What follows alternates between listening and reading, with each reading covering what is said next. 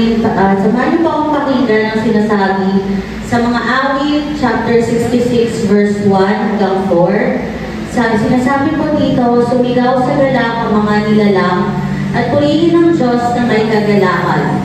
Wagas na papuri sa kanya ibigay, awitan siya at duwalhatin siya.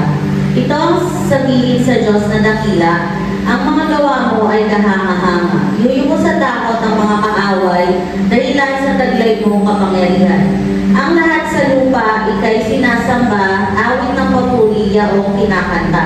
Ang iyong pangalan ay pinupuri nila. Tayo po ay manalangin.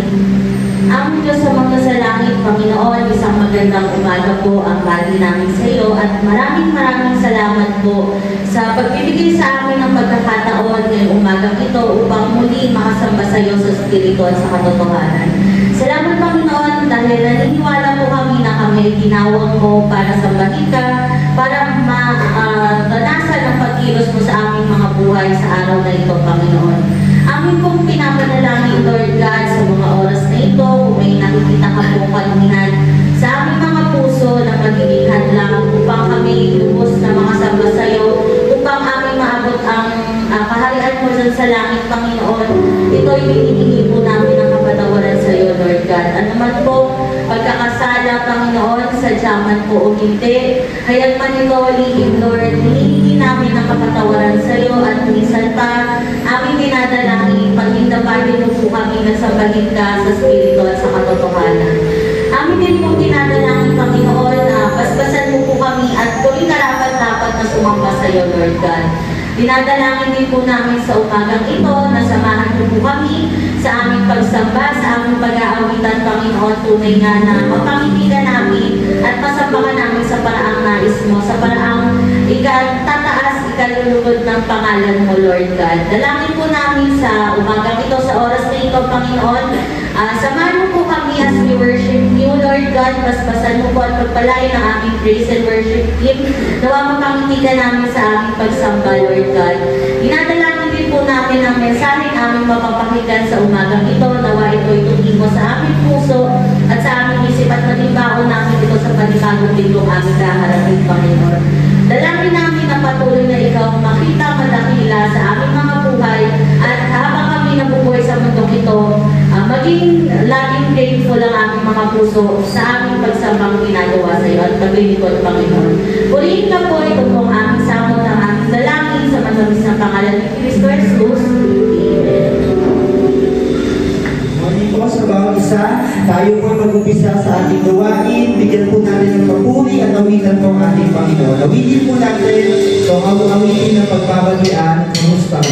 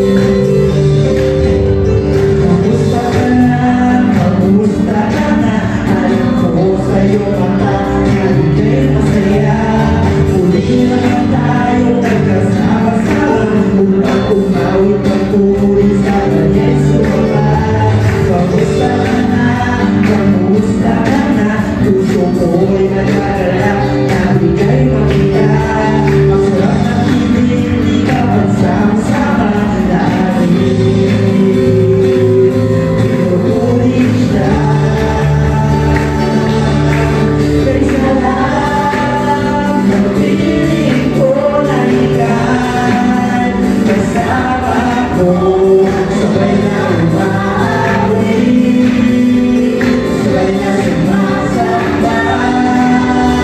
Kasi ang hindi dapat tayo sama-sama. Isa lang ang piling ko na ika'y kasama ko, sabay na umawi, sabay na sumasabay. Isa lang ang hindi dapat tayo sama-sama. Isa lang ang hindi dapat tayo sama-sama. Isa lang ang hindi dapat tayo sama-sama. Amen. Patuloy po natin lawitin natin ang Panginoon. Sama-sama po natin itaas ang kanyang pangalan. Sama-sama po natin paliwanagan ang kanyang umaga.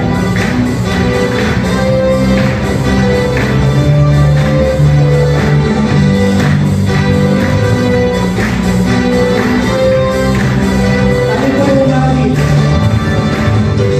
Kung kay sarap magpuli, sumamba sa ating Diyos. Kung kay sarap umawit, sumayaw sa ating Diyos. Sabay-sabay na itataas ang ating pamatinig.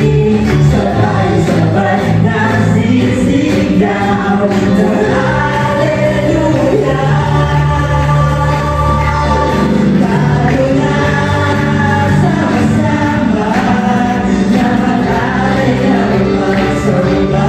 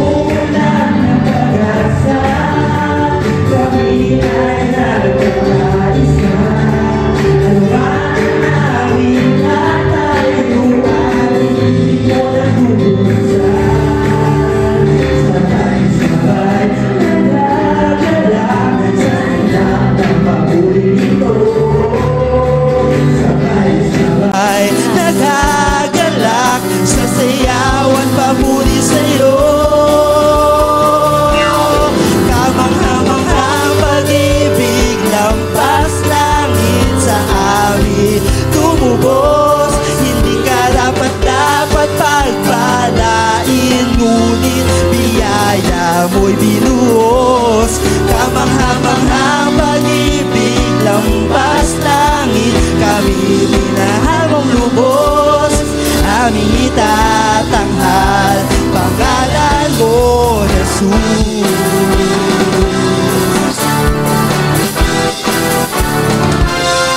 Minsan pa kami ay nagkatipon sa ngalan mo, Panginoon. Ang lahat ay nagdiriwang, ikaw ay kapiling ngayon. Umuulan ang pag-asa, kami ay nagkakaisa. Ano man ang aming katayuan, inibig mo ng lubusan. Sabay-sabay nagagalak sa indak ng paburing ito. Sabay-sabay, sabay-sabay nagagalak sa sayaw at papuri sa'yo.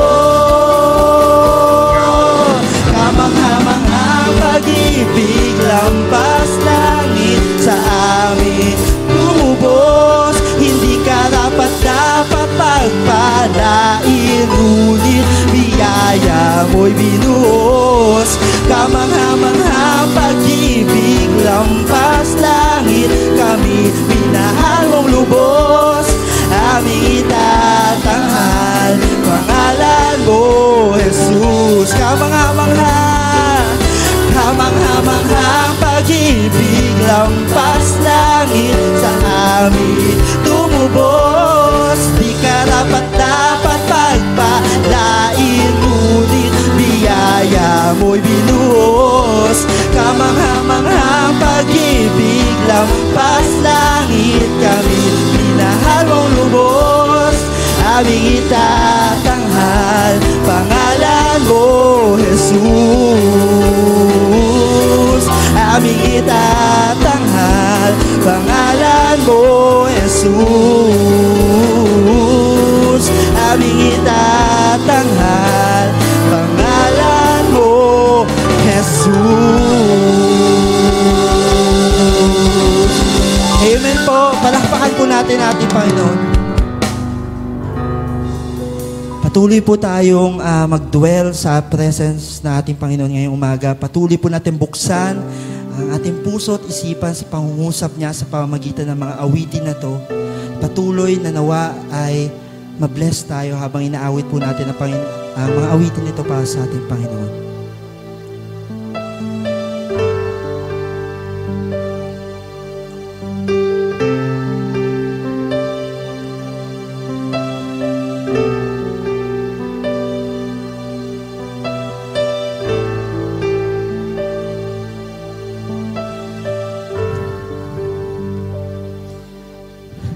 Salamat sa dakila mong pag-ibig. Salamat sa pagyakap mo, Ama. Ang presensya mo ang ninanais ko. Ang puso ko ay para lang sa'yo. Nararapat ka sa papuri, luwalhati at pagsamba. Jesus, ika'y dakilain magpakailanman. Nararapat ka sa papuri, luwalhati at pagsamba. Itataas ang ngalan mo, Ama.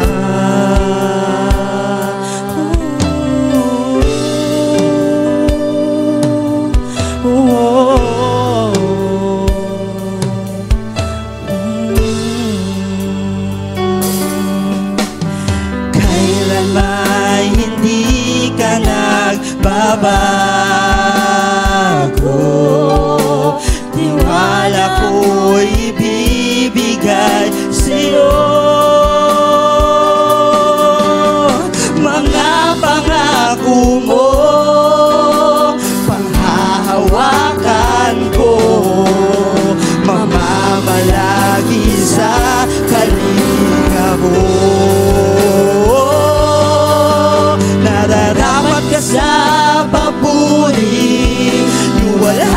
at pagsamba. Jesus, ika'y dakilain, magpakailanman. Nararapat ka sa papuri, luwalhati at pagsamba. Itataas ang ngalan mo, Ama. Nararapat ka sa papuri, luwalhati at pagsamba. Jesus, ika'y dakilain, magpakailanman. Nararapat ka sa papuri, luwalhati at pagsamba. Itataas ang ngalan mo, Ama.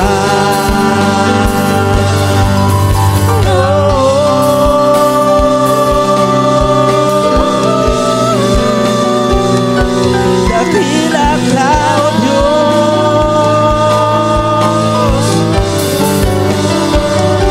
purihin ka, O Diyos.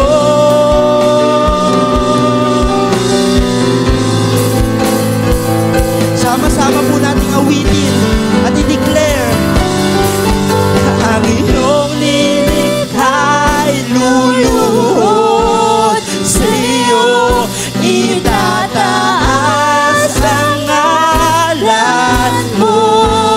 Bawat labi ay magpupuri.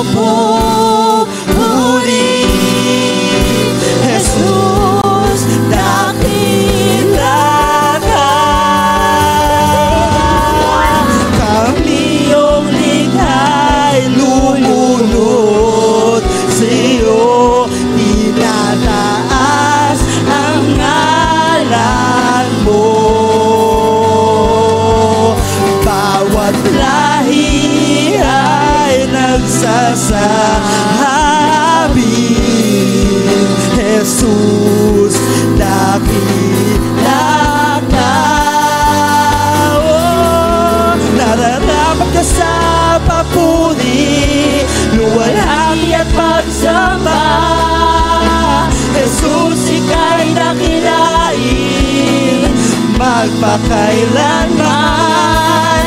Nararapat ka sa papuri, luwalhati at pagsamba.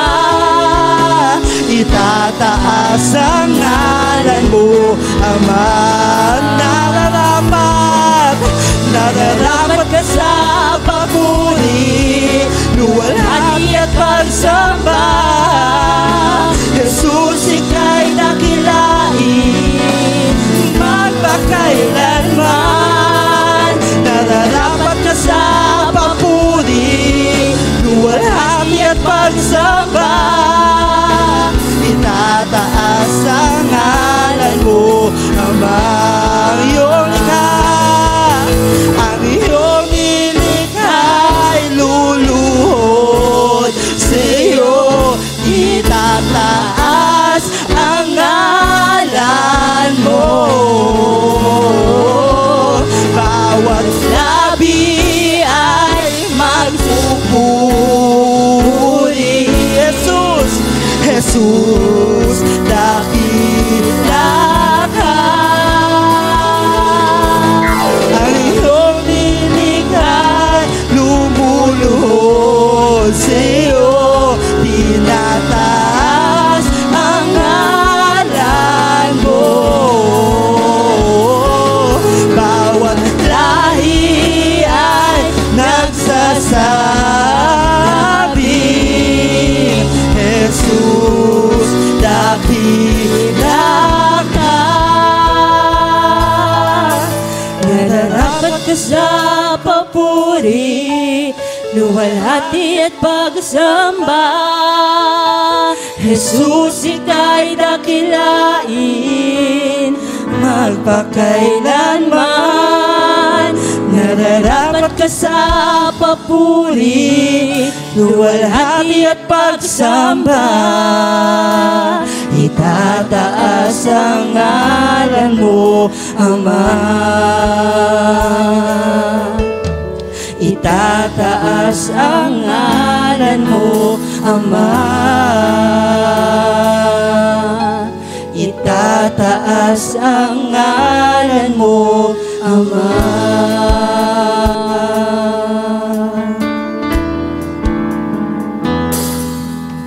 O Diyos,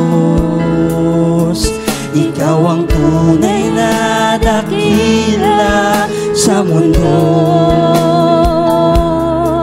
Ikaw ang hari na mahal ng tulad ko. Ginawa mong lahat, pag-ibig mo ay tapat at wagas. O Diyos, wala nang papantay sa kabutihan mo. Ang ngalan mo'y itataas sa buhay ko. Sundin ang loob mo, iparinig ang nais mo. Sa lahat ng panahon, Diyos ka sa amin. Sa lahat ng oras, nariyan para sa amin. Panginoong Jesus, purihin ka. Dakilain ka sa buhay ko, aming Ama.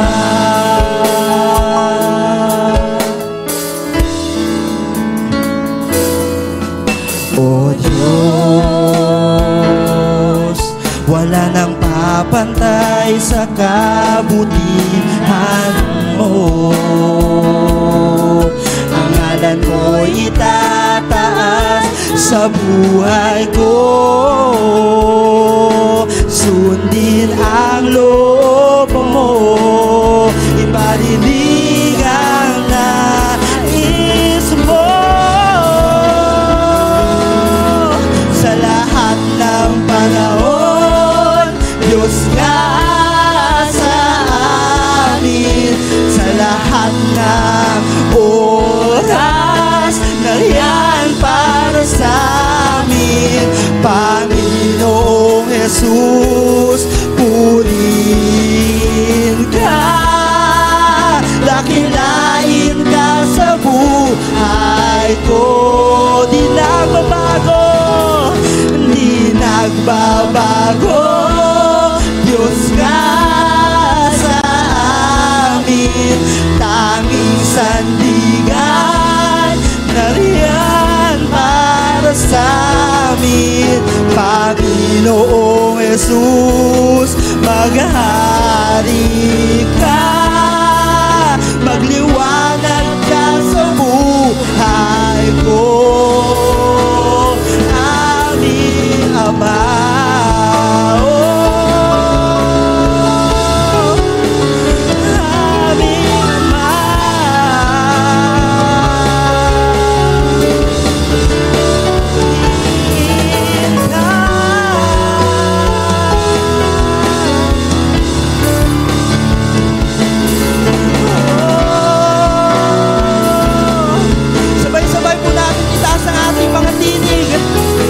Sa lahat ng panahon, Diyos ka sa amin.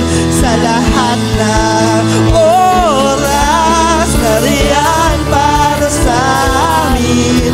Panginoong Jesus, purihin ka. Dakilain ka sa buhay ko. Di nagbabago, hindi nagbabago. Diyos ka sa amin. Tanging sandigan, nariyan para sa amin. Panginoong Jesus, maghari ka. Magliwanag ka sa buhay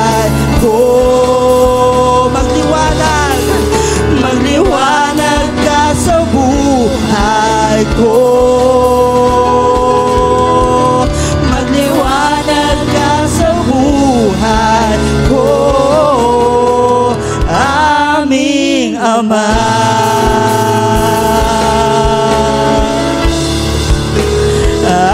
Aming Ama.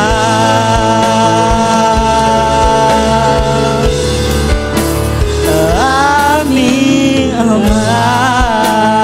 Maaari po ba natin ibigay sa ating Panginoon ang malakas na palakpak at malakas na papuri? Tunay nga, Lord, na ikaw ay dakila, na marapat ka lang papurihan sa buhay ng bawat isa. Purihin po natin ating Panginoon.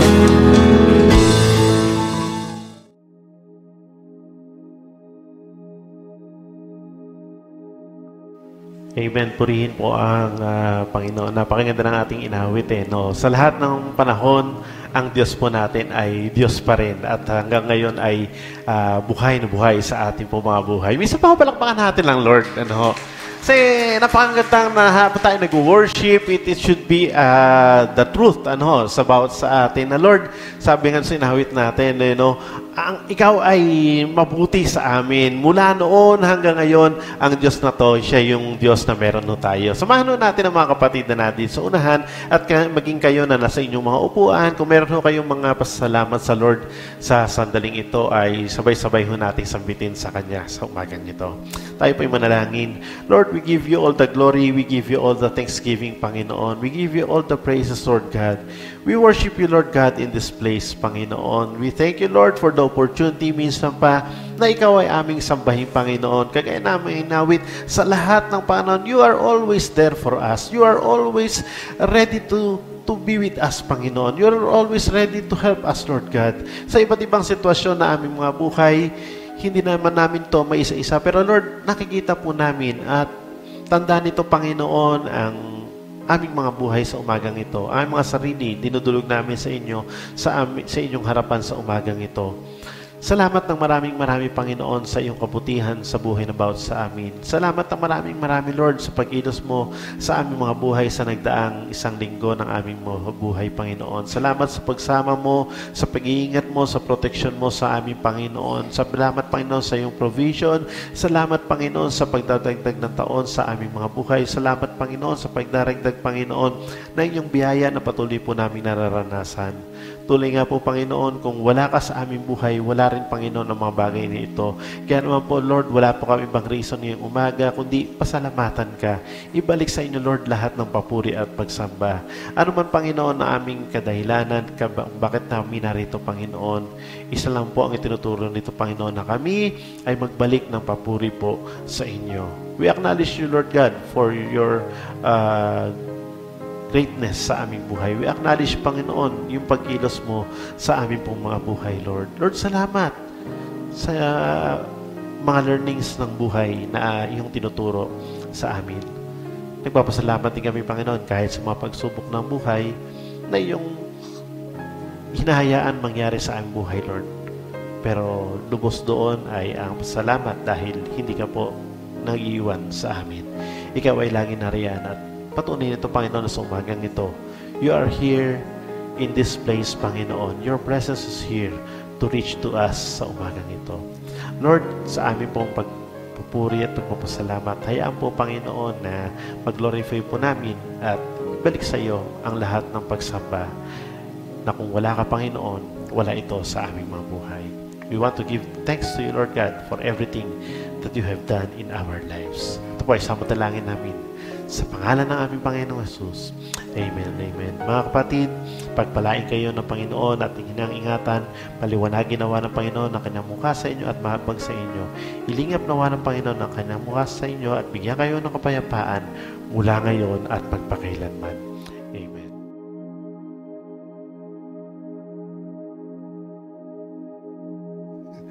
Yan. Purihin po ang Panginoon. Isang pinagpalang umaga po sa ating lahat. Pwede ho bang pakibati muna ang inyong katabi at pakisabi sa kanya na masaya ako at narito ka ngayong umagang ito. Ayan. Mukha bang masaya? Ayan. Mukhang naiinitan no? Mukhang init na sa buhay. Lalo ko lagi sinasabi sa akin ng nanay ko noon, every time na magre-reklamo ko, ang init-init naman, sinasabi ng nanay ko, mas mainit sa impyerno. at least yan pansamantala lang, And we hope and we pray na sana everyone is okay sa atin pong personal na buhay. Lalo na sa mga panahon na to na we are experiencing talagang matinding init, At kung meron siguro na ma-appreciate ka, kung ma-appreciate mo sana, number 1 ang Cavite City, nagulat ako, wow, top notcher ang Cavite City. Akala ko sa ekonomiya, sa security, hindi top notcher sa init, at grabe, sa amin ng Pag-asa, ang mas mainit pa, pagdating daw ng May, sabi ko, kung ngayon mainit na to, ano pa siguro sa sa May. Kaya tinatawagan namin yung mga, sabi nga, nabasa ko ata yun, yung mga mahilig kumanta na pag kumanta sila umuulan, ngayon kayo kumanta talaga. Ibuhos nyo na yung todo yung pagkanta para naman umulan. Pero kahapon umulan doon sa lugar namin. Kaya sabi ko, Lord, thank you. Thank you sa biyaya mo ng ulan. Yan. Bago tayo magpatuloy ay basahin po muna natin yung teksto na pag-aaralan po natin sa umagang ito. Ayan. Ito po ay matatagpuan sa aklat ng Lucas chapter 1 verse 15 to 17. Sabay-sabay ho nating basahin 1, 2, and 3. Sapagkat siya'y magiging dakila sa paningin ng Panginoon. Hindi siya dapat uminom ng alak o anumang inuming nakalalasing.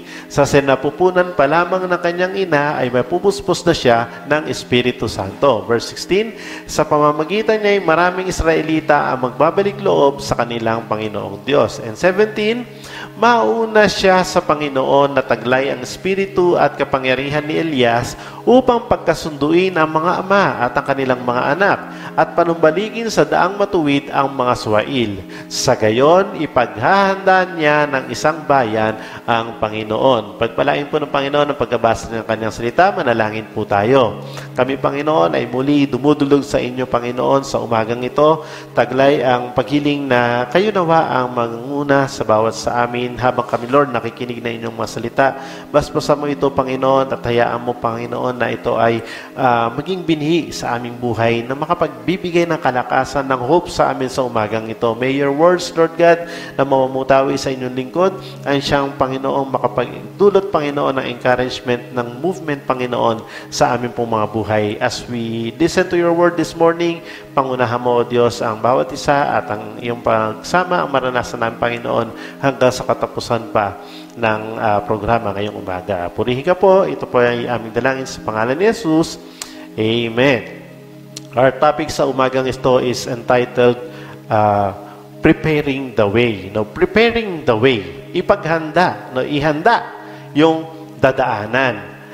And nasa last Sunday tayo ng April ngayon at kung matatandaan ninyo yung ating mga lessons sa nagdaan ng mga araw ay pinapakita sa atin nung ating mga speaker, ng ating mga pastor kung gaano kahalaga yung paglakad, sabi nga paglakad na sa walk na kasama ang Lord sa ating mga buhay. Pagka pinag-uusapan yung way, yung way or daan, it will talk about parang doon sa mga nasa picture natin, pwede yung ganyan, yung daanan. Sino ba yung nakadaan na sa ganyang klase ng kalye? Yung medyo magubat-gubat, parang masarap sa panahon na to, parang kung ganyan yung dadaanan mo, okay na okay, baka medyo relaxing pa. Pero ang tanong sa atin dito, how are we going to prepare? Masarap dumaan doon sa kalye kung dadaanan mo na lang. Pero yung task na meron daw tayo ngayong umaga is to prepare the way. Gagawa ka ng kalye na dadaanan. Last week, I attended yung aming annual convention at isa doon sa mga speaker doon, isa siya sa mga kilalang arkitekto sa Pilipinas, ay siya yung nag-share ng kanyang vision for the Philippines. He designed one of the projects na ongoing ngayon sa ating bansa. Ang title ng kanyang proposal noon sa gobyerno natin is Connected Philippines. Konektadong Pilipinas. In a sense, parang ang hirap po, iko-connecta mo yung Pilipinas. Kasi tayo ay isang bansa na maraming mga isla. Tama ho ba? Ilan ang isla natin? Ilan daw? 7,000. Ilan yun? 7,100 ba? Parang gano'n natin, 7,100. Try to imagine, iko-connecta mo yan. ng isa-isa. So kung 7,000, sabi ko 7,000 na tulay ito. 7,000 na ano ba yung ginagamit natin? Roro. No, para lang interconnect mo ang buong Pilipinas para siya magkaroon ng sariling network. Hinanap ko yung sinasabi niya. Ito hong inyong mapa na inyong makikita, ang sabi doon, ito yung Pan-Philippine Highway or Maharlika Highway. Panahon ni President Diosdado Macapagal, sinimulan ang paggagawa nito mula doon sa norte, sa Lawag, ayun, sa tuktok, nakikita nyo, sa norte. Dumire-diretso sa buong Luzon hanggang papunta sa, Bisaya. Hanggang iikot siya pababa ng Jensan hanggang Zamboanga. Ngayon, meron yan dalawang koneksyon. Itong dito sa may Bicol, at meron dito sa may papuntang Surigao. Ito, sa papuntang Mindanao. At this architect envisioned the Philippines na sana, sabi niya, magkaroon tayo ng isang kumpletong network ng kalye. Ngayon, ito palang kulay dilaw, yan palang yung buo sa ngayon. Pero yung pula, wala pa. Yan yung kanyang proposal. That the Philippines would be interconnected. Sabi ko, wow! Napagandang pangarap nito. At siguro kung meron siguro mag-trip sa atin at gusto nyo ng road trip, ay pwede nyo gawin ho yan. Ito pala tang kulay dilaw, pag ni-road trip nyo yan sa ngayon, it will take you 45 hours of driving. Walang stop. Dire-diretso. Dire-diretsong driving yan. Ang hirap nun. 45 hours, ilang araw yun? Dalawang araw, walang ihi, walang kain, hirap nun. Pero kung siguro normal na biyahe, mas matagal pa. Pinakamahabang na biyahe ko ata, 12 oras. Pero yung 45 hours, sabi ko, biyahihin mo Pilipinas mula doon hanggang doon. And, kakaktuwa, kasi sabi niya, ang kailangan lang natin dito, bilang isang bansa, masimulan natin. For every administration na dadaan, kung mag-aambag ang bawat administrasyon ng connection, someday, maybe not in our lifetime, but doon daw sa panahon ng mga anak, ng inyong mga apo, yung vision na to, na interconnected na Pilipinas, pwedeng mangyari. Sa tingin nyo ho, posible ba? Ayaw nyo maniwala? Pwede. Yun nga lang depende nga sa namumuno yan. Nung nag-aaral ako, lagi ko naririnig to yung San Juanico Bridge, kinonekta ang Samar at saka Leyte. Lagi ko naririnig yan. Recently, meron tayong tinatawag na yung Cebu Bridge. Hindi ko meron nakaakyat na nakadaan na dito. Konektado na ang Cebu. So, sabi ko, wow. And target ng administrasyon ngayon, bago matapos ang administrasyon ni BBM, ito malapit-lapit sa atin, itong daanan na to. So try to imagine, yung connection ng kulay pula na yun, sa bandang taas, papuntang Bataan, it would be connected. At ito yung sabi niya, may pagpatuloy lang ito ng bawat administrasyon. Someday, it will be complete. Sabi niya, dream of it. As Filipinos, we should prepare the way. Sabi ko, anong gagawin namin? Magtitibag kami ng kalye, maghuhukay kami ng mga ganyan. Ang hirap kaya noon. Napakahirap nung sitwasyon ng paghahanda ng daanan. Likewise, sabi dito sa teksto natin ngayong umaga, yung preparing the way of the Lord naman, ang topic na tinutukoy natin sa umagang ito. Looking back in the book of Isaiah chapter 40 verse 3, ang sabi doon, a voice cries in the wilderness, prepare the way of the Lord. May isa daw na sumisigaw doon sa lugar ng ilang na sabi niya, ihanda ninyo ang dadaanan ng Panginoon. Make straight in the desert, sa disyerto, gumawa kayo ng highway. Sabi ko, wow, ang galing Alam na nila sabi niya, sa disyerto, maghanda kayo ng highway. Para kanino? Para doon sa mga Pilipino? Para doon sa mga sasakyan? No. Make a highway for our God. Make a highway. Sa ibang version ay make road in the wilderness. Sa gitna ng disyerto, gagawa ka ng daanan daw. Yun ang sinasabi na ni Isaiah. In the book of Isaiah pa ho yan, sa Lumang Tipan. Hindi pa nangyayari, pero pinaraphesy ni Isaiah. And then, sabi sa aklat ng Malakay, isang propeta uli noong Old Testament, sabi niya, "Behold, I am going to send my messenger." May papadala ako, sabi niya. "And he will prepare the way before me." Bago pa man dumating si Jesus, ang sabi ng mga propeta sa Lumang Tipan, merong akong ire-ready na maghahanda ng dadaanan ng Lord. Sabi na, "And the Lord whom you seek will suddenly come to His temple, and the messenger of the covenant in whom you delight." Bago dumating ang Panginoon doon sa part na yun, sabi niya, someone needs to prepare the way.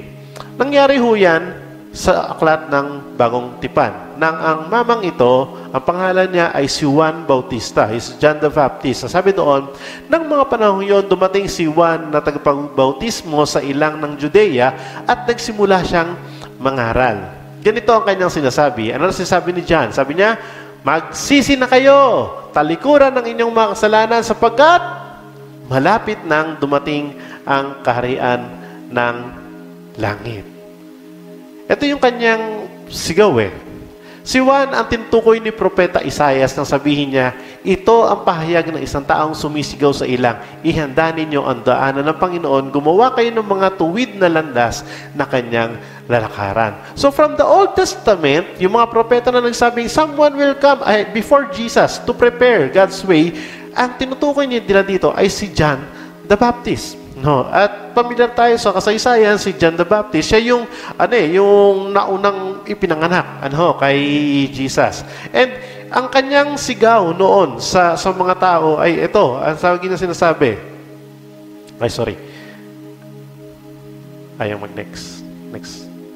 Ayan.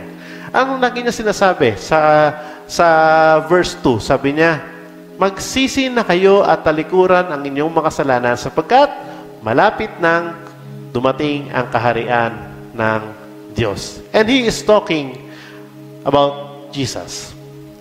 Bago pumapasok sa ministry ang ating Panginoong Jesus, sabi nito, John cleared the way for the Lord. Siya yung nag-ready ng dadaanan. Hindi siguro ganun kadali.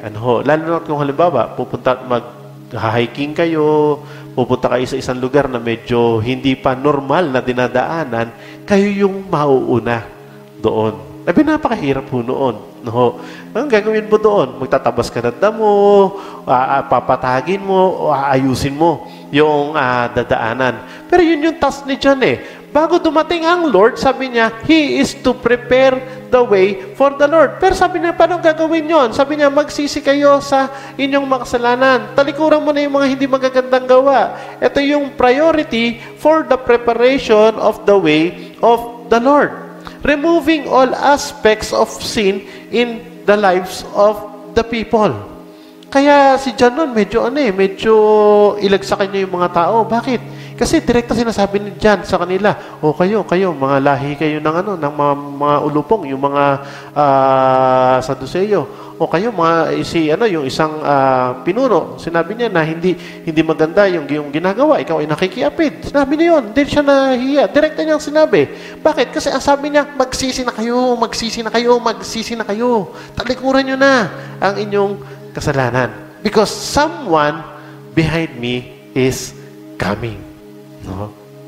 Now, sa ating mga buhay, sabi rito, same thing din ito sa pangyayari. Sin in our life is an obstacle for God. Ang kasalanan daw ay nagiging hadlang sa ating mga buhay para ang Diyos ay patuloy na makakilos at magkaroon tayo ng tinatawag natin na malinaw na daanan. Pansinin niyo, pag pinag-usapan natin ang kasalanan, pag ikaw ay nakagawa ng pagkakamali, ano ang initial reaction ng tao? Ano ang kanyang gagawin? Ilalantad ba yan? Ipagmamalaki mo ba yan? Ipopost mo ba sa Facebook mo yan na, ako, nandekwat ako nagnakaw ako sa nanay ko. Ako ganito, sinapa ko yung kaklase ko. Hindi mo pwedeng gawin yun Bakit? Kung meron tayong initial reaction pagdating sa kasalanan, itatago natin. Tama? Tatago mo. Bakit? Kasi nakakahiya. Pag natuklasan nila, pag nalaman nila, gumagawa pala ng kalokohan to si Kuya Percy, gumagawa pala to si Kuya Christian ng hindi maganda nagsashabu pala, nagbebenta pala to ng ng shabu dyan, for example, no? Pero parang hindi makatotohanan. Kaya pag nakikita natin sa balita, nahuli si ganyan, nakita si ganyan. Diba? Yun kasi ang epekto ng kasalanan, itago. Para hindi mabuking. Para hindi malaman ng ibang mga tao. When we sin, sabi ng Bible, it grieves us. Kapag tayo raw ay nagkakasala, ito ay nagdudulot sa atin ng matinding kalungkutan. Every time na tayo ay magkakaroon ng mga ganong sitwasyon sa ating buhay, sabi rito, tayo ay nahahadlangan sa pagkilos ng Diyos sa ating mga buhay. Kaya, ano sabi ng Bible dito? Hebrews 12:14. Make every effort to live in peace with everyone and to be, nilagyan ko ng square, be holy. Be holy. Maging banal. Without holiness, no one will see the Lord. Yung pala yun Alam ni John, Itong verse na to, kaya alam ni John, itong sitwasyon na to. Kaya sabi niya sa mga tao, magsisi na kayo, bumalik na kayo sa tamang landas. Bakit? Kasi without holiness, no one will see the Lord. God is talking about the holiness of the heart. Sabi nga, the singleness of heart. A heart after God alone. Pinag-uusapan ho nandito mga kapatid, yun sabi nga ay kalagayan ng ating puso sa ating Diyos sa umagang ito. Then what does it mean to prepare the way of the Lord? Ngayon, ano yung sabihin nung Kuya Ferds? Ano yung ipe-prepare ko? Magpe-prepare ako ng kalye para kanino at saka saan, kailan, bakit? So yan yung tuloy ng ating pag-aaralan. Sabi rito, ano ba ibig sabihin ng preparing the way? Sabi rito, it means to create an environment na favorable para sa isang na dumating at mag-operate sa ating mga buhay. No. Basta sabihin, ihanda mo. Paghahanda muna. Kapag kayo ay pagluluto, sa mga nanay na nagluluto, anong unang-una ninyong gagawin bago kayo magsalang ng mga sahog? Anong gagawin? Ihahanda. Tama ho ba? Wala pa akong nakita na isasalang na isasalang yung kaldero, tapos nakaandyan na yung apoy, saka pa lang maghahasang ng isda, saka pa lang, saan ba yung asin, asan ba yung ganyan. Walang ganun no? Everything should be prepared. Kailangan, andun muna yun. Kapag kayo, nakita nyo siguro sila tatay, nung nagpipinta sa church. Nung pinipintahan, akala ko nung bata ako, sabi ko, parang asarap-sarap magpintura. Kasi wala akong gagawin. Ganun ka na ng ganun, no? Ganun ka na ganun, no? Tapos sabi ko, parang magpadali-dali, ihagis mo yung balde ng pintura. Pero hindi pala ganun. No. Si tatay, pintur yan. No, pagka nakita ko kung paano siya mag-prepare, sabi ko, bago pala dumating sa point na yung pintura ay magandang kasi huling-huling makikita yan matyaga niyang kinukot-kot lahat ng mga nakabukol. Kung merong mga lubog, kailangan mong masilyahan pa yan. Kung merong katabi na pwedeng madawit sa pintura, lalagyan mo pa ng tape. Matagal ho yun. At pag hagod ng pintura, yun, final na yun. Pero yung preparation before that, mahaba pala. No? Kasabi doon, how do we prepare in our life sa ating mga buhay? Sabi ito, to do this, we must remove every obstacle standing in the way of God operating in our life. Ngayon, hirap na hirap ang mga sasaka. Bakit? Kasi wala kang ipe-prepare. Tama? No? Tuyot ang lahat. Kaya dati, pag bago ka magtanim, tatanggalin mo muna yung mga ganyan, yung mga damo-damo. Ngayon, kahit damo, talagang wala No? Tuyot ang Pilipinas. Diba? Ito yung preparation na tinatawag. Ngayon, tayo bilang mga Kristiyano, sabi to, paano natin inihahanda ang daan ng iba patungo sa Diyos? When John was called by the Lord na to prepare the way before Jesus, in the sense, ganun din tayo No? Pinahahanda tayo ng Diyos ng daanan bukod sa ating mga sarili, pinahahanda ng Diyos ang daanan para yung ibang mga tao ay makakilala din sa Kanya. Ngayon, sabi doon, kung tayo ay naghahanda, either ikaw yung, sabi to, stumbling stone. Ano yung stumbling stone, Kuya Perds? Ito yung, ikaw yung nagiging katitisuran. No? Imbis na madala sa Lord, umayaw dahil sa'yo. Or, ikaw naman ay paving stone na pwedeng lakaran at para magtuloy ang iba sa kanilang buhay spiritual. No? To do this, sabi ito, we must remove every obstacle in the way. Paano makakakilos ang Lord, mga kapatid, sa umagang ito kung tayo daw sa ating mga buhay, hindi po tayo ready? Kaya tanong natin sa katabi natin, ready ka ba? No? Handa ka na ba? No? Are we ready? God sent John the Baptist to clear the way before the Lord. At pinamamadali niya noong time na yon. At tanda natin sa story, nung dumating sila, nagtagpo sila ni Jesus at babautismohan si Jesus no, sa ilog ng Jordan. At yun ay preparation. So, ang question natin dito ngayon, paano natin inihahanda ang daan ng iba patungo sa Diyos? Paano natin inihahanda? Ano yung layunin natin dito tayo ngayong umaga? Yan. Letter A, sabi nito, we are to be a means through which others can come to the Lord. Sa Tagalog, tayo raw ay magiging paraan para ano? Para madala or maakay ang iba patungo sa Panginoon.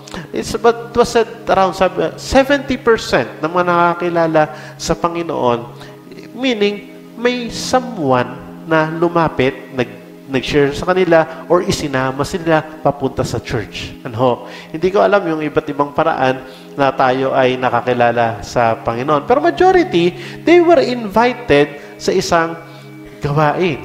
No? Ganun kahalaga yung proper preparation na tinatawag.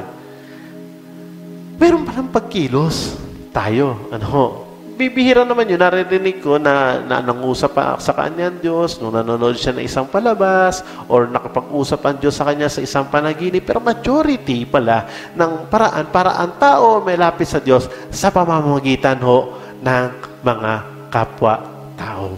Sa pamamagitan ko, sa pamamagitan ninyo. Di ko alam, sino yung naging dahilan sa buhay niyo para kayo makakilala sa Panginoon? Pero yung iba, habang nakikinig sa radyo, okay.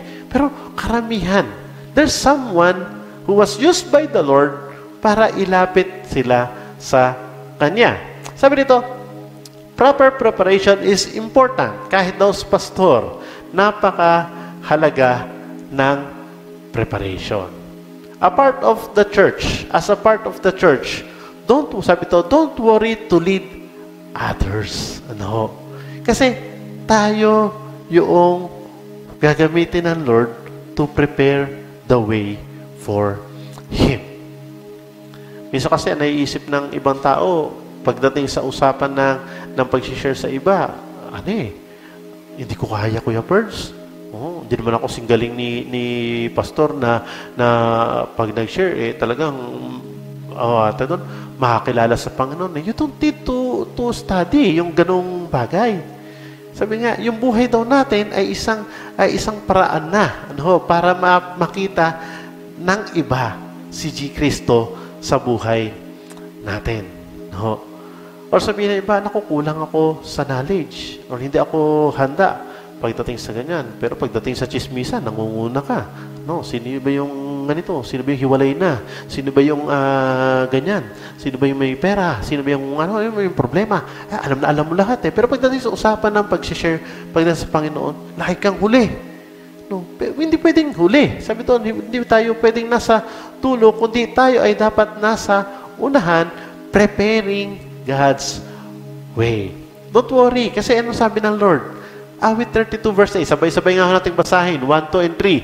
Ang sabi ni Yahweh, aakayin kita sa daan, tuturuan kita at laging papayuhan. Di ba napakaganda ng promise ng Lord? For ourselves, hindi mo naman talaga kakayanin Hindi naman ikaw ang magbabago sa buhay ng tao. Hindi ka magbabago sa buhay ng asawa mo, ng anak mo, na pasaway. Hindi tayo Kundi ang Diyos. Anong gagawin natin? Taga-prepare ka lang. Kasi pagdating niya, at least yun na ihanda na. Nakuha natin.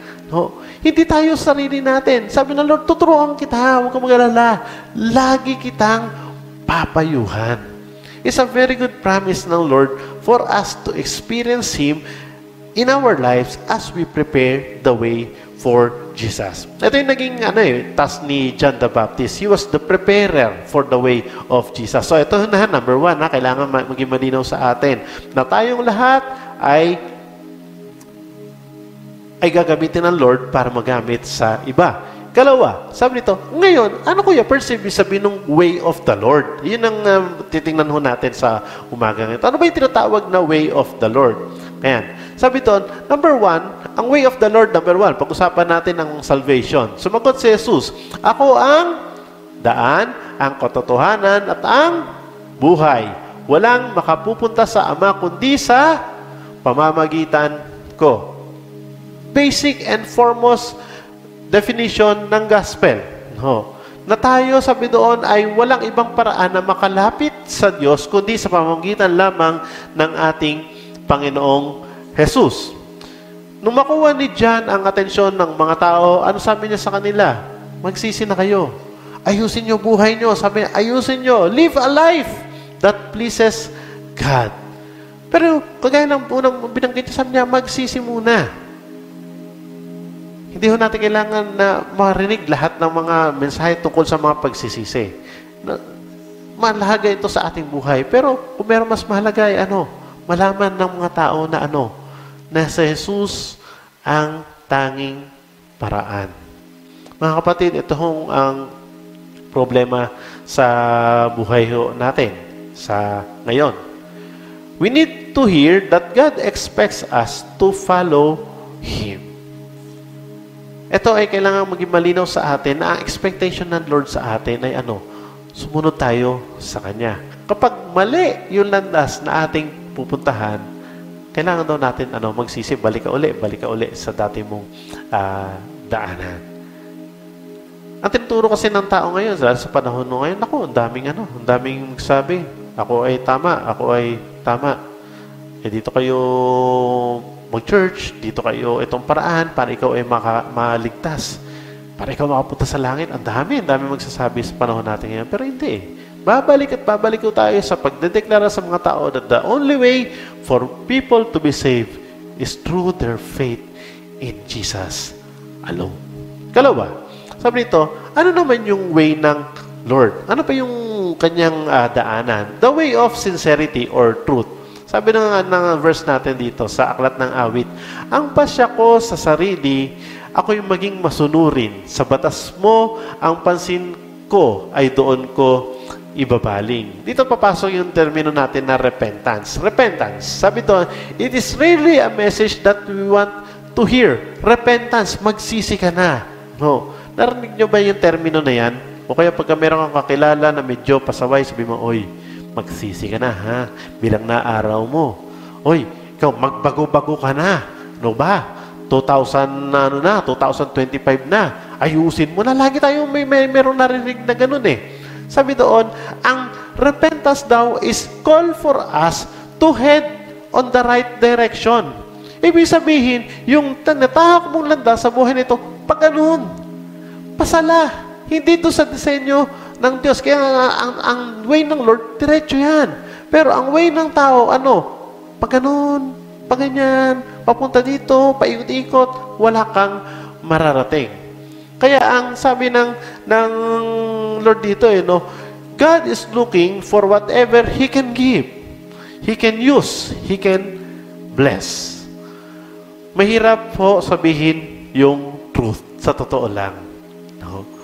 Bilang pastor, okay yung inyong mga cell group leader, mahirap po sa amin na nasabihan yung iba. Lalo na pag nakikita mo na mali. Minsan kasi, sa sarili natin, hindi na nakikita No, na medyo mali na pala ako, medyo hindi na pala tama yung aking nagagawa. Minsan, ang tingin tuloy natin, lalo na pag nag-sermon yung pastor, lalo pag medyo natamaan ka, sermon ng pastor, si Pastor Larry, tamaan na ata ako nito, No, o to si Kuya Joseph, talagang titira ata ako nito, Kasi gano'n ang gano'n ang mindset natin. Mahirap din sa amin yung gano'n. Bakit? Pero ito ay kailangan. We have to learn the truth. We have to know the truth. Yun ang totoo Kasi pag hinayaan ng lingkod ng Diyos, ang tao doon sa landas na gusto niyang landasin, din pala, ikaw ay hindi gumawa ng iyong nararapat na hakbang. Papayag ba kayo? For example, ang inyong anak, alam mo nang papunta sa hindi magandang future yan. Marami akong naririnig ngayon ng mga storya ng buhay ng mga anak na hindi maayos ang buhay. Ang daming kabataan, nakakalungkot. Daming kabataan ngayon, wala sa tamang direksyon. Anong ginagawa ng magulang? Do you not prepare the way for your children? No? Or, okay lang yan, nak. Sige, gawin mo kung anong gusto mo. Ganun yung mga terminong narinig ko ngayon. Mabuhay ka hanggat gusto mo. Yan. Itodo mo na. Yan. Do your, be yourself. Yan. Misa kahit mali be yourself pa rin. No. Masakit man sabihin, but we have to tell the truth. Hindi tama yan. Hindi papunta sa hindi maayos yan. Kahapon lamang, may kausap akong isang kapatira natin Sabi niya, parang nararamdaman ko tong anak ko may nililihim sa akin Sabi niya, ano nililihim sa'yo? May love life na, no? Ganyan, sabi niya, kinakabahan ako No? Sabi niya, hindi ako maintindihan ng mo. Bakit? Kasi kailangan ko ipaunawa sa kanya na she's heading the wrong direction. Sabi ko, ano gagawin mo? Yun nga problema ko, malayo ako sa kanya At dito ko sa ibang bansa. Di ba?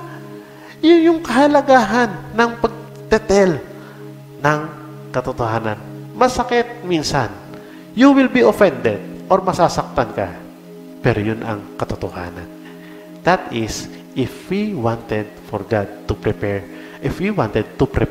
the way of the Lord. Learn to know the truth. Pangatlo, sabi nito, the way of superiority is wisdom. Para ikaw daw ay maging superior sa panahon natin ngayon, kailangan na may alam ka sa lahat ng bagay. Tayo ay nasa information age. Lahat ng gusto mong malaman, lahat ng subject, lahat ng anything, isang pindot lang ho yan sa internet. Kahit nga pati pala yung mga gusto mong gumawa ng bomba, ng suicide na pangbomba, makikita mo yan sa internet. So, grabe, no? Ganun katindi ang tao. Pero anong sabi anong kailangan ng Lord? Is it do we need the knowledge? We need God's wisdom. Sabi ng 1 Corinthians 12:31, ngunit buong sikap ninyong hangarin ang mga kaloob na mas dakila. I-discern nyo, sabi niya, yung mas tama, yung mas dakila. At ngayon, tinuturo ko sa inyo ang landas na pinaka-mabuti sa lahat. Wisdom is applied knowledge. Ito ang kaibahan. In the internet, you can learn things. Madadagdagan ang iyong kaalaman. Pero ano yung wisdom? Iba ho yung knowledge sa wisdom. Minsan nga kahit hindi nakapag-aral, pero puno ng wisdom. Yun ang mas malayo ang nararating. Only God gives wisdom. No? Mas maging malinaw sa ating lahat yon.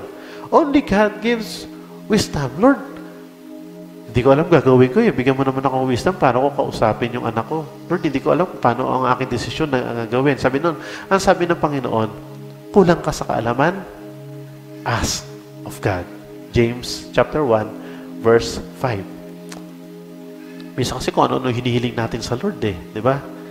Lord, bigyan mo ako ng ganito, bigyan mo ako ng ganyan. Lord, paglagay mo yung negosyo ko, Lord, bigyan mo ng ganyan. Lord, ganito, ganyan. Pero, ang tanong, ito ba naging pre-request natin? Lord, bigyan mo ako ng wisdom. Lord, bigyan mo ako ng karunungan. Kasi, si Haring Solomon, when he was asked, anong gusto mo, Solomon? Name it, sabi ng Lord. Sabihin mo lang. Ang sabi ni Solomon, Lord, bigyan mo ako ng karunungan. Kasi, pag tama ang aking wisdom, everything ay susunod na lamang sa atin. Ngayon, sabi dito, if any one of you, kung meron daw dito sa ating yung umaga, Lord, kulang ako pag-pray natin. Amen po ba ron? Pwede pa ipag-pray yun? No, pwede pa lang idalangin sa Diyos. Next, ano yung way of the Lord? Tanyo way of the Lord, way ng mundo. The way of supplication, para magkaroon daw tayo sa ating, para magkaroon tayo, ano ang paraan ng Diyos? Philippians chapter 4 verse 6. Huwag kayong mabalisa tungkol sa anumang bagay. Ano raw ang kailangan gawin? Sa halip, ano sabi? Sa halip, hingin ninyo sa Diyos ang lahat ng inyong kailangan sa pamamagitan ng panalangin may pasasalamat. Ano kailangan nyo? Oh. Kanina nga, sabi ko kanina, do we pray and do we ask God for wisdom? Ngayon, ano yung needs natin? Nagpe-pray ba tayo pag may kailangan tayo? Or natataranta na agad tayo? Sa way ng mundo kasi, ano sabi sa'yo, gawa mo na agad ng paraan yan. No? Kaya minsan, kahit alam mo, hindi na ata itong way ng Lord, hindi ito tama eh. Gagawin mo pa rin eh. Pero sabi ng Philippians chapter 4 verse 6, huwag kang mataranta. Huwag kang mabalisa. Saan ba? Saang subject? Sa pera? Sa material na bagay? Sa relationship? Sabi doon, anything. Anumang bagay. Sabi doon, huwag kang mabalisa. Bakit? Hingin mo sa Diyos ang lahat ng iyong kailangan. Anong problem? Hindi kasi tayo humingi sa Diyos. Kaya ano epekto sa mga kahit Kristiyano, stress na stress ang mga tao. Lalo na ngayon. No? Sabi, huwag kang luluko-luko. Mainit ang panahon. Mainit din ulo nitong katabi ko. O yan, kabit-kabit na yan. No? Di ba? Pero, hindi dapat yun eh. Sabi ng Lord, pag nag-pray ka, mag-thank you ka na sa Lord. May pasasalamat sa dulo. Why? Because alam mo sa sarili mo na that God would answer your prayer. Period. Ano man ang panalangin ho natin, sinasagot ng Diyos yan. Yan ang gusto ko maging malinaw sa atin. Every time that we pray, God answers our prayer. Nga lang. No, ang answer ng Lord, either doon sa gusto mo or hindi ayon sa gusto mo. Ano pa man, ang naisin ng Diyos, yung pa rin sa ikabubuti ng buhay mo. Malinaw ho ba yun? No. Kaya pag may mga prayer request tayo at hindi nangyari, huwag kayong magtatampo sa Lord, ha? No, sabi doon, Lord, thank you pa rin. No. Ano man ang sitwasyon ko ngayon, I would still say thank you sa Lord. Next, what is the way of the Lord? The way of sanctification or holiness or pagpapabanal. Sabi ng 1 Peter 1:15, dahil ang Diyos ang pumili sa inyo, dapat din kayong saan Diyos na pumili sa inyo ay banal, dapat din kayong magpakabanal sa lahat ng inyong ginagawa. Ito yung termino kasi na pagka narinig natin yung terminong banal, ang ibig sabihin nito, dahil sa panahon ngayon, lagi nagsisimba. Diba? Lagi nagpe-pray yan. Banal yan eh. No? Ay, hindi mo maasahan yan pag linggo kasi priority talaga yan yung magsimba kasi banal kasi yan eh. Diba? Kaya minsan pag invite mo sa church, ayaw sumama, sabihin, naku, baka mapasok ako dyan. Ayoko pumasok. Dito na lang muna ako sa labas. Sige, matutusta ka rin sa labas. Diba? Eh yun eh. Ang design ng Lord sa atin, maging banal tayo. Kuya Birds, ang hirap niyan sa mundo natin ngayon. No? Paano ka magiging banal kung nasa palibot mo lahat ng way para mapalayo ka or tumalikod ka sa kasalanan, hindi mo magawa. Kaya nga, balik tayo doon sa kanina. Ang sabi kanina, pray to God. Whatever. Lord, hindi ko kaya itong aking sitwasyon na to eh. Lord, hindi ako nagiging mabuting testimony dito sa aking pagkakataon na to. Then pray to God to give you the right direction. Lastly, sabi ito, it is the way. What is the way of the Lord? The way of the Lord is what we call sacrificial love. Puno ng sakripisyo. Ang buhay na merong sakripisyo. Mamuhay kayo na may pagmamahal tulad ni Kristo. Dahil sa kanyang pagmamahal sa atin, inialay niya ang kanyang buhay bilang mabangong alay at handog sa Diyos. The greatest sacrifice na nalaman natin sa ating mga buhay. Ang tanong, are we ready to sacrifice for others? Mahal mo yung kapa mo, mahal mo yung kapitbahay mo, mahal mo yung kapamilya mo. Gusto mo sila makalapit, makakilala rin sa Panginoon. Pero ang tanong, are you ready to sacrifice para sa kanila? Now, how do we prepare? Dito tayo magtatapos. Kung ito pala yung way ng Lord, paano ako ngayon maghahanda? Number 1, sabi dito, let God fill up the failures of your past. Sabihin, mag-move on ka na.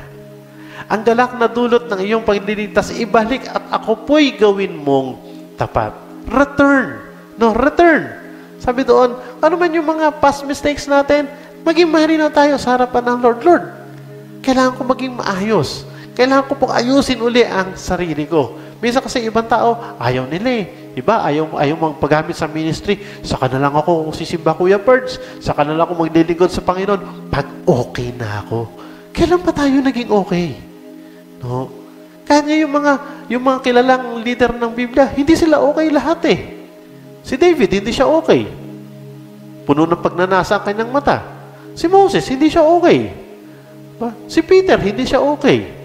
Pero nung kaibahan, ang Diyos ang nagpuno sa kanila doon sa sitwasyon na hindi sila okay. Maliwanag ho ba yun? No. Ang Diyos ang nag-aayos kasi. Ang problema kasi, yung first step, minsan, ayaw natin.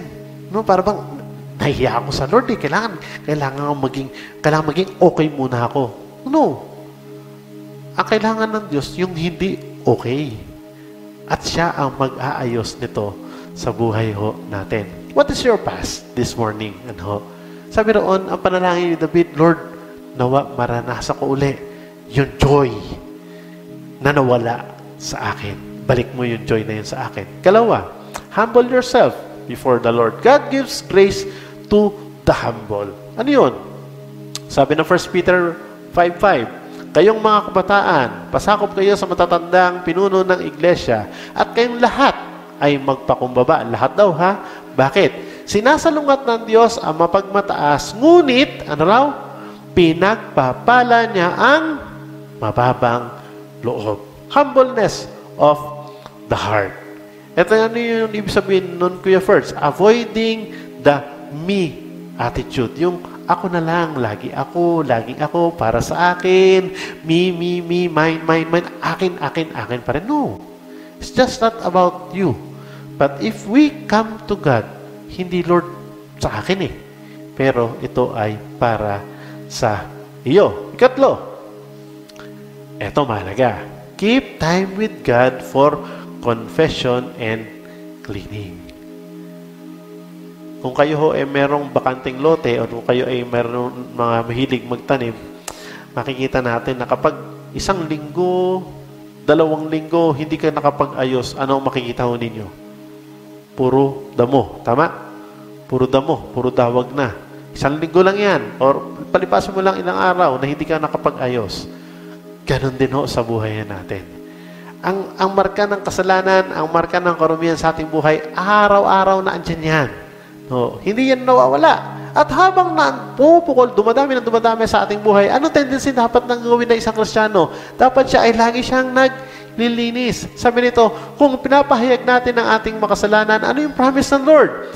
Patatawarin tayo ng Diyos sa mga ito at lilinisin tayo sa lahat ng ating mga kasalanan sapagkat siya'y tapat at matuwid. Keep time. Have time for God in confession and cleansing. Tuwing kailan ho tayo naglilinis? No? Ngayon, mainit eh. Kung pwede lang, maligo ka sa umaga, maligo ka sa tanghali, maligo ka bago matulog. No? Gusto natin, lagi tayong bagong presko, lagi sariwa, laging maayos ang pakiramdam. Sana sa buhay spiritual, ganun din. Sana ang buhay natin, lagi tayong fresh sa harapan ng Lord. Have time for God. Lord, kanina, medyo nag-iit ang ulo ko eh. Lord, kanina, medyo hindi po maganda yung nasabi ko. Humingi po ako ng tawad sa iyo. At ang promise ng Lord, patatawarin tayo sapagkat siya ay matuwid. And lastly, sabi nito, lagay natin si Jesus sa gitna. Kung ngunit higit sa lahat, bigyang halaga ninyo ang kaharian ng Diyos. Ito yung panawagan ni John the Baptist, no? I'm here to prepare the way. Bakit? For the coming King. Sa atin, ganun din. Everything daw pala na ginagawa natin, ang pinaka-glory, ang pinaka-sentro ay walang iba kundi ang kaharian ng Diyos. Sabi ito, ang pamumuhay ng ayon sa gusto niya at ibibigay niya sa inyo ang lahat ng ito. Ano yung paraan? Ano yung kondisyon? Bigyang halaga ninyo si Lord. Bigyang halaga mo ang Panginoon. We wanted to live our life to the fullest. We wanted to have success sa lahat ng ginagawa natin. Marami tayong mga pangarap, kahit sa mga mahal natin sa buhay. Ang task natin mga kapatid sa umagang ito, prepare the way. Pero, ang tanong, paano ka magpe-prepare sa way ng iba kung hindi ka prepared sa sarili mo? No? Kung meron dito, siguro ako naniniwala kung meron kinakausap ng Diyos about sa atin dito ngayon, tayo muna. Kasi ang task nating lahat dito, prepare the way. But we on ourselves first, we have to prepare ourselves. Para naman sa ganon, maihanda natin yung daan ng iba papunta sa Diyos. Paano sila makakatungo sa Diyos? Kung tayo mismo sarili natin, mukhang naman hindi ka tungo-tungo sa Diyos ang buhay niyan eh. Mukha namang wala rin sa ayos ito eh. Sabi ni John the Baptist, repent, magsisi kayo sa inyong kasalanan at manumbalik sa Diyos. Ngayong umaga, itong tanong sa atin. Inihahanda ba natin? Dagdagan natin. Inihahanda mo ba yung sarili mo sa way ng Lord? Sa landas na gusto nyo nakaran? Inihahanda mo ba yung daan para yung iba makakilala din sa Panginoon? Ako naniniwala, malaki parte ng bawat isa sa atin. Kayo na nakaupo sa inyong mga upuan, ay may desire ang Lord, merong layunin ng Diyos na kayo ay magamit niya para sa maraming mga tao na mailapit din natin sa Panginoon. Ang tanong lamang, hinahanda ko ba natin yung ating mga sarili? I think it's about time that we prepare ourselves this morning. At sabihin na sa Lord, Lord, ikaw po ang mag-ayos na aking landas. Tayo po ay yumuko at tayo ay manalangin. Kami, O Diyos, ay muling nagpapakumbaba sa inyong harapan. Thank you, Lord, for showing us ang aming kalagayan sa umagang ito. Salamat ng maraming Panginoon. Bagamat may pagkakataon na kami ay may kulang sa aming mga buhay, you're still working in our lives. You are working, Panginoon, sa aming pong mga buhay. You are talking to us. Speak to us, Lord, sa umagang ito. Convict us with your Holy Spirit. Nang sa gayon, Panginoon, makita po namin ano pa yung mga kailangan namin, Lord, na may ayos. Hayaan mo na kami magpaayos sa inyo sa umagang ito. Nawa, Panginoon, makita namin yung ultimate goal, your desire for us, Lord. At higit sa lahat, kami rin, Panginoon, maging instrumento mo, kagaya ni John the Baptist, to prepare everyone for your coming. To prepare the way. To prepare our hearts. To prepare the condition para pong ibang tao makakilala rin po sa inyo. Pinagkakatiwala po namin sa inyo bawat isa. Ano man po aming kalagayan sa umagang ito, Panginoon, sa iyo po namin ito inilalapit at tinataas. Kumilos ka po, O Diyos, sa aming buhay. Tumaasa po kami na kami inyong sasamahan, Panginoon, upang sundin ang landas na inilatag mo sa bawat isa sa amin. Marami po salamat sa inyo. Ito po'y dalangin namin sa tayong pangalan ni Jesus. Amen and amen. Tayo po ay puri sa ating Panginoon.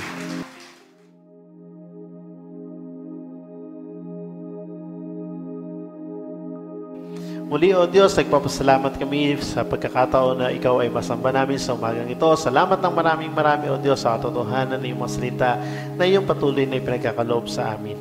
Aming hiling at aming dalangin, Panginoon, na nawa ito po ay magdulot sa amin, Panginoon, ng pagbabago. Magdulot sa amin, Lord, ng desire to always be with you, Lord God.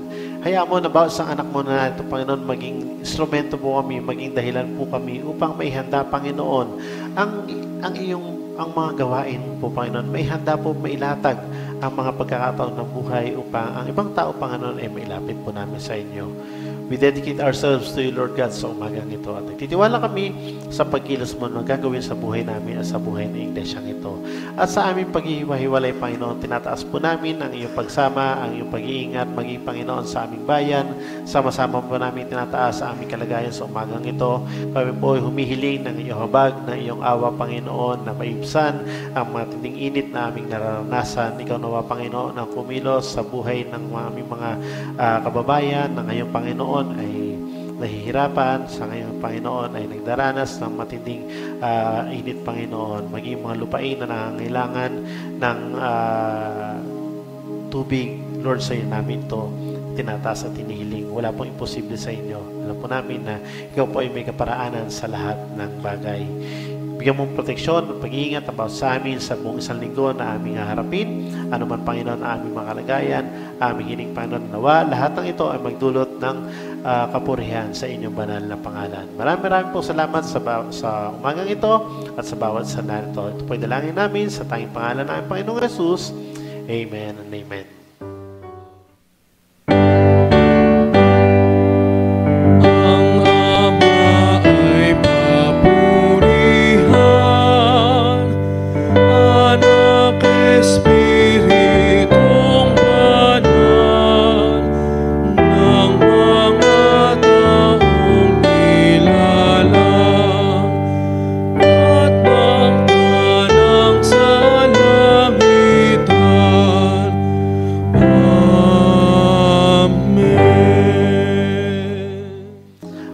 Kapatid, sa Kanya na mapag-iingat sa inyo upang hindi kayo magkasala at mapaghaharap sa inyo ng walang kapintasan at may malaking kagalakan sa Kanyang kalwalhatian. Sa iisang Diyos na ating tagapagligtas sa pamamagitan ni Kristo Jesus na Panginoon natin, sa Kanya ang kalwalhatian, kadakilaan, kapamahalaan at kapangyarihan mula pa nung una, ngayon at magpakailanman. Amen.